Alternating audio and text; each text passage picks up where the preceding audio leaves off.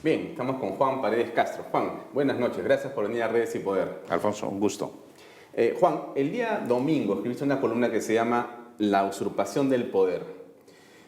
No voy a preguntar quién es la que usurpa o el que usurpa el poder, pero sí hay una reflexión o un par de reflexiones que quisiera extenderme. Y la primera es sobre la venia. La venia a la que se refirió tu columna señala que Martín Belaúnde del Ocio hizo negocios durante muchos años y que tuvo que tener algún tipo de venia. No sabemos de quién, pero él caminó como Pedro en su casa. Esa es la impresión que se tiene a estas alturas de lo que pasó en ese proceso, por lo menos, ¿correcto? Sí. Y lo segundo que dice tu columna es que da la impresión de que se está repitiendo la historia. Es un déjà vu, porque aquí lo que estamos visionando ahora es como una especie de poder paralelo que nuevamente se está reeditando. Esta vez en las manos o en la cabeza de alguien muy cercano al presidente.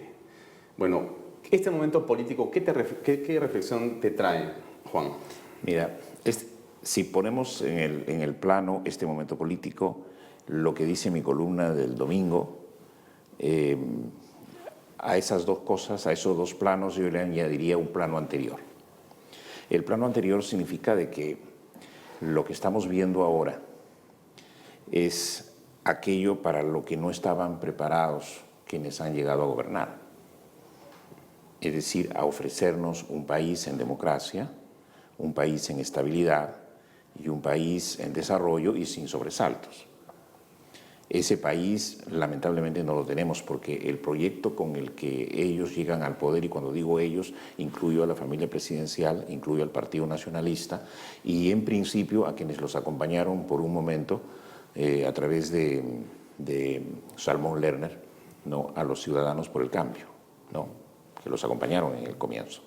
Pero este proyecto no venía al país para ser país, este proyecto venía a quedarse. Porque lo primero que vimos en los gestos y en las actuaciones del presidente Humala y de su señora esposa fue un proyecto electoral para el continuismo presidencial y para lo que se llamó después la reelección conyugal. Felizmente que fue un proyecto dejado de lado, no sé, por lo menos hasta este momento. Entonces, ¿qué pasa? Cuando tú tienes un proyecto distinto al que la naturaleza de la Constitución establece, además con un presidente que no juró por esta Constitución, y esta Constitución ya lleva, como tú sabes, 25 años. Entonces lo que tú tienes es un poder distinto, es una naturaleza de gobierno distinto, y los poderes ocultos que naturalmente fueron surgiendo, entre ellos este superpoder de la señora Nadine Heredia, detrás de la presidencia de la República y delante de la presidencia de la República. Pero esta columna fue escrita seguramente el sábado o antes del domingo, que nos enteramos sábado por la noche de lo que había ocurrido. Se lo publicé el domingo en la mañana. Claro. Todavía no sabíamos... Esta columna sale en la mañana y te está prácticamente anunciando lo que vendría en la noche. Y ahí en la noche se produce esta situación que hemos ya conocido y que ha generado un revuelo nacional e internacional con respecto a la señora Heredia. Así es. Bueno, ¿cuál es tu visión de qué va a ocurrir en los próximos días o en las próximas semanas? ¿Qué te parece que hacia dónde se está conduciendo el proceso político dado lo que estamos viendo ahora? Mira, frente al caso Belaúnde del Ocio, frente a esta situación bastante crítica y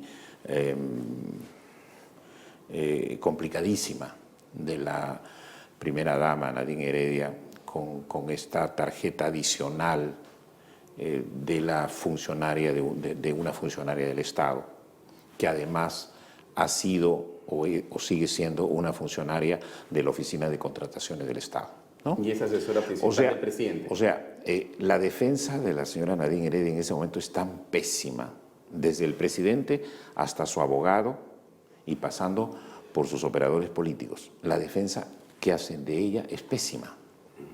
Porque el problema no es meternos con los gustos de vestir o de comer de la señora Nadine.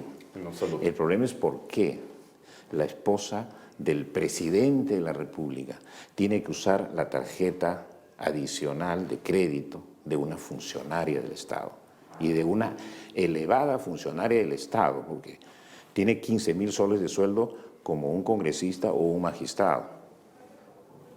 Y esta funcionaria es además la que forma parte de la triangulación de los dineros recibidos por la señora Nadine durante el tiempo en que se preparaban para llegar al poder. Es una situación bastante complicada. Hay un tuit de el abogado César Nakazaki anoche que decía: la mejor defensa que puede hacer el gobierno debería comenzar por pedirle al presidente que no defienda a su esposa. Claro, pues. Porque con lo que va diciendo el presidente creo que es peor, y lo que están diciendo ahora los abogados creo que es peor. Ahora he escuchado la versión de uno de ellos que señala que en realidad no era solamente para compras por encargo, sino también eran para la señora Nadine Heredia. Entonces ya no sabes en realidad con qué van a salir ahora, ¿no? Porque ya es una tercera versión que prontamente saldrá. Entonces esto se ha convertido en algo, no sé si la palabra es burla, porque da la impresión que cuando te hacen una explicación de esa naturaleza, ya no puede ser serio lo que te quieren decir, ¿no? Claro. Sino o te quieren agarrar de idiota o qué está ocurriendo acá. Claro, la opinión pública no se molesta porque la señora Nadine use una cartera roja de cocodrilo, ¿no? Además, cocodrilos en extinción, ¿no? Pobres cocodrilos. El problema no es ese. El problema es el uso de una tarjeta de crédito. Y el problema es haber recibido en triangulación dineros de una fuente de gobierno de Venezuela o de una fuente empresarial de Venezuela, pero a través de triangulaciones, es decir, la familia, ¿no? La mamá, la amiga y otras personas más. Entonces, no hay, si ella era la secretaria de Relaciones Internacionales del partido, en un momento en que no existía el partido, era secretaria de Relaciones Internacionales de ella misma. ¿No? Y ahí comentamos una cosa, Juan. La encuesta que sale el domingo sobre la popularidad del presidente señala que ha bajado a 16 puntos, que es el punto más bajo ahora sí en la historia de Ollanta frente al gobierno. Pero esa medición no tiene el efecto Nadine de este domingo, sino tiene el efecto de Tía María. O sea, si a Tía María, que ya lo ha puesto en 16%, dada su inacción y su falta de liderazgo, le sumas el problema de Nadine, el hombre debe estar en 5 o en 6%. O sea, estamos con un presidente frente al cual nadie respalda pública ni políticamente, solamente los 4 gatos que tiene de congresistas que todavía aplauden a la señora que le da la venia a ellos. Entonces, esto es una situación que políticamente es muy delicada. Volvemos nuevamente al principio. Es decir, la señora Nadine se ha convertido en el ícono de desprestigio fuertísimo del presidente de la República. Es el ícono, ¿no es cierto? Si el señor Belaúnde del Ocio iba por todas las regiones haciendo negocios, lo primero que hacían es ponerle un escáner y salía la venia de la señora Nadine. O sea, no necesitaba tener un partido, no necesitabas tener un certificado en la mano, ni una credencial, ¿no? Él tenía implícito, ¿no?, en el escáner de su persona y de su actuación la venia de la señora Nadine. Y por lo tanto se podía mover, como yo digo en mi columna, como Pedro en su casa. Pero cuando volvemos al principio es porque ella decide tener el control del poder con el presidente o por sobre el presidente. Ese es el grave problema que yo planteo en mi columna. Un problema, además, de violación constitucional, de transgresión constitucional, más claramente, porque ahí se está dando la usurpación del poder. El presidente Ollanta Humala ha dejado entrar en las decisiones de gobierno y de Estado a la señora Nadine, que no fue elegida para eso. La política ha contaminado la economía. La pregunta, y ha traído una desaceleración del crecimiento, etcétera, ¿no es cierto? La pregunta es si esta situación política puede complicar la democracia. Ya no hablo de la economía, hablo de la democracia. Si esta situación que estamos viendo, Juan, puede implicar algo que afecte la democracia, cuyo, digamos, camino hacia el 2016 está por arrancar en la elección o en el proceso que se está armando. ¿Tú ves algo ahí de peligro, de riesgo? Bueno, yo lo digo en la parte final de mi columna.